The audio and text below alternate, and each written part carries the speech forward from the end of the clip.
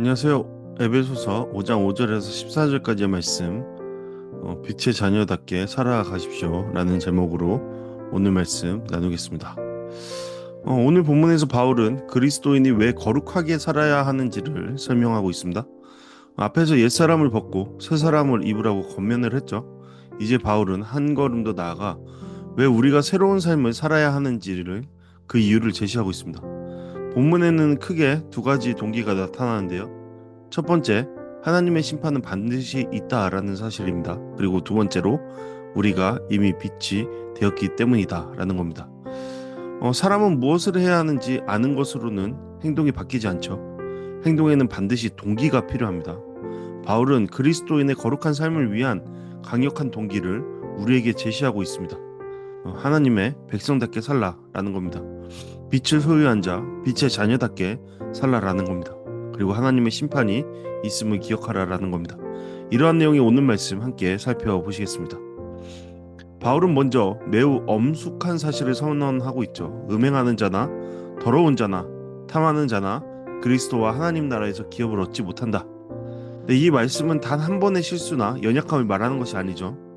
성경은 죄를 짓고도 회개하는 사람에게는 언제나 용서의 길을 열어놓습니다. 그러나 바울이 말하는 사람은 죄를 부끄러워하지 않고 죄를 삶의 방식으로 삼으며 하나님께 돌아오기를 거부한 사람입니다. 특별히 바울은 이러한 탐욕을 우상숭배라고까지 말하는데요. 왜 탐욕이 우상숭배일 수 있을까? 탐욕은 하나님보다 자신의 욕망을 더 사랑하는 것이기 때문입니다. 그 순간 어떻게 되는 것이죠? 탐욕이 더 이상 자신의 죄악됨을 선언하지 않습니다. 탐욕이 자신이기 때문이죠. 탐욕을 추구하는 삶 그 자체이기 때문입니다. 하나님보다 돈을, 하나님보다 쾌락을, 하나님보다 자기 만족을 더 소중히 여기는 삶은 결국에는 하나님 대신 다른 것을 섬기는 삶으로 나아갑니다. 바울은 매우 중요한 경고를 이어서 하죠. 누구든지 헛된 말로 너희를 속이지 못하게 하라. 당시에도 하나님은 사랑이시니 심판은 없을 것이다. 어떻게 살아도 결국 구원을 받는다라는 거짓 가르침이 있었습니다. 네, 영지주의가 바로 그러했죠. 우리의 육체와 우리의 영혼은 분리된 것이다. 그러니 우리의 영혼이 구원받았으니 이제 육체는 아무 짓이나 해도 된다. 네, 짓이라는 것, 부정적인 언어이지만 악한 것이죠.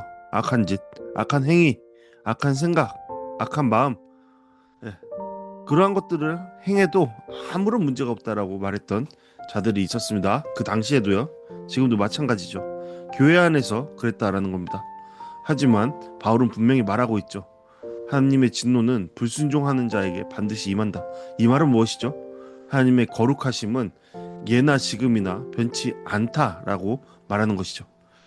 여기서 말하는 불순종의 아들들이란 단순히 하나님을 모르는 사람들이 아닙니다. 하나님의 뜻을 알면서도 의도적으로 거역하는 사람을 가리킵니다. 여러분, 우리가 신앙생활을 하면 말씀을 보고 계속해서 말씀을 듣습니다. 그리고 거기에 대한 권면을 계속해서 받게 되죠. 우리는 알게 되는 겁니다. 아는 겁니다. 하지만 우리는 의도적으로 그 길을 피하죠. 느낌으로, 마음으로, 생각으로. 그래서 결국에는 눈을 감아버리죠, 스스로. 그러한 자가 되지 말라라는 겁니다. 바울은 이렇게 말하죠. 그들과 함께하는 자가 되지 말라. 그들은 누구입니까? 불순종하는 자들입니다. 탐욕에 눈먼 자들입니다. 그것이 아무렇지도 않은 자들입니다. 여러분, 지금 바울이 말하는 것은 세상 사람들을 말하는 것이 아니죠. 물론 포함도 되겠지만 그런 사람들을 말하는 것이라기보다는 그리스도인이라고 말하면서도 그렇게 살아가는 자들을 말하는 겁니다. 그들과 함께하는 자가 되지 말라라는 겁니다. 그들과 어떠한 관계를 끊어버려라 라는 것이 아니라 그들의 편에 서지 마라.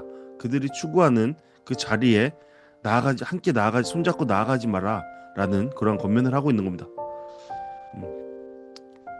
우리는 세상 속에서 살아갑니다. 그리고 세상의 가치관을 따라 살아가는 많은 사람들을 마주합니다. 하지만 그 가치관을 따라 살아가는 삶을 살아내서는 안 된다라는 것이 바로 바울의 선포인 겁니다. 이제 바울은 두 번째 이야기를 전해주죠. 곧 우리가 왜 거룩하게 살아야 되느냐, 그러한 두 번째 이유, 동기를 설명하고 있습니다. 너희가 전에는 어둠이더니 이제는 주 안에서 빛이라 라고 말하고 있습니다. 이 말씀은 매우 놀랍죠. 바울은 너희가 어둠 속에 있었다라고 말하고 있지 않습니다. 어둠 그 자체였다라고 말하고 있죠. 그리고 또 빛 가운데에 있다라고 말하고 있지도 않습니다. 주 안에서 빛이 된다라는 겁니다. 오히려 너희가 어둠이었다, 이제는 빛이다라고 말하고 있는 것이죠. 환경이 아니라 존재가 바뀌었다라는 겁니다. 그러니까 예수 그리스도를 믿기 전에는 우리 자신이 어둠이었습니다. 왜요? 빛이 없었기 때문이죠. 무지했고 죄 가운데 있었고 하나님의 생명에서 떠나 있었습니다. 그러나 이제는 빛 대신 예수 그리스도와 함께 연합한 사람이 되었기에 우리 자신이 빛이 되었습니다. 그래서 바울은 빛의 자녀들처럼 행하라 라고 말하고 있죠. 빛의 자녀답게 살아가는 삶에는 열매가 있습니다. 바울은 그 열매를 세 가지로 설명하는데, 첫 번째는 착함, 두 번째는 의로움, 세 번째는 진실함입니다. 착함은 다른 사람을 향한 선한 마음과 선한 행동입니다. 의로움은 하나님의 기준을 따라 정직하고 바르게 살아가는 삶이죠. 그리고 진실함은 거짓이 아니라 진리 안에서 살아가는 삶을 말하는 겁니다. 이것이 바로 빛의 열매다라고 말하고 있죠. 반대로 어둠의 일은 열매가 없는 것이죠. 당장은 화려해 보일 수 있지만 하나님 앞에서는 아무런 생명의 열매를 맺지 못하는 헛된 삶입니다. 그래서 바울은 어둠의 일에 참여하지 말고 도리어 책망하라 라고 말하고 있습니다. 여기서 책망하다라는 것은 단순히 사람을 꾸짖는다라는 뜻이 아닙니다. 빛이 어둠을 비추면 숨겨졌던 것이 드러나듯이 그리스도의 삶 자체가 죄를 드러내는 역할을 해야 한다라는 의미입니다. 빛은 죄를 숨기지 않습니다. 빛은 죄를 드러냅니다. 그리고 놀라운 것은 빛은 드러내는 것에서 끝나지 않는다라는 것이죠. 빛은 사람을 변화시킵니다. 빛을 받은 사람은 더 이상 어둠 가운데 머물지 않고 빛 가운데 살아가게 됩니다. 그렇다면 당연히 자연스럽게 그 어둠을 물리치고 몰아내는 삶을, 그러한 전투를, 영적 전투를 벌이는 삶을 살아가겠죠. 그래서 바울은 마지막에 이렇게 말하죠. 잠자는 자여 깨어서 죽은 자들 가운데서 일어나라. 그리스도께서 내게 비추시리라. 회심이란 단순한 종교를 갖는 것이 아닙니다. 잠에서 깨어나는 겁니다. 죽음에서 생명으로 옮겨지는 겁니다. 어둠에서 빛으로 나오는 겁니다. 예수님을 만난 사람은 더 이상 이전과 같은 삶을 살아낼 수 없습니다. 왜 그렇죠? 빛을 만났기 때문입니다. 빛을 소유했기 때문입니다. 빛 가운데 살아가기 때문입니다. 빛은 어둠을 밀어냅니다. 물리칩니다. 그렇다면 우리의 삶은 어떻습니까? 우리는 빛을 소유한 사람처럼 살아가고 있습니까? 그러한 놀라운 특권, 놀라운 부르심 안에 우리 살아내고 있습니까? 그러므로 우리 가운데 작은 죄마저도 우리의 마음을 아프게 하고 그 마음 아픔이 결국에는 죄악됨을 물리치는, 그러한 꾸짖는 그러한 시간을 보내도록 이끌고 있습니까? 죄와 친해지지 말고 빛 가운데 거하는 우리 모두 되기를 진심으로 바랍니다. 오늘 말씀을 통해 묵상과 적용하는 시간 갖도록 하겠습니다. 첫 번째로 나는 죄를 가볍게 여기며 타협하고 있지는 않는가 생각해 볼 수 있죠. 그러기 위해서 무엇보다 중요한 것은 하나님의 심판을 의식하며 살아가는 삶이 되어야 할 겁니다. 하나님은 사랑의 하나님이시지만 동시에 거룩하시고 공의로우신 하나님이십니다. 이 말은 무엇입니까?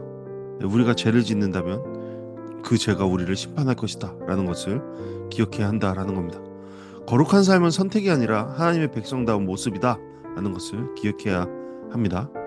두 번째로 나는 빛의 자녀라는 정체성에 맞게 살아가고 있는가?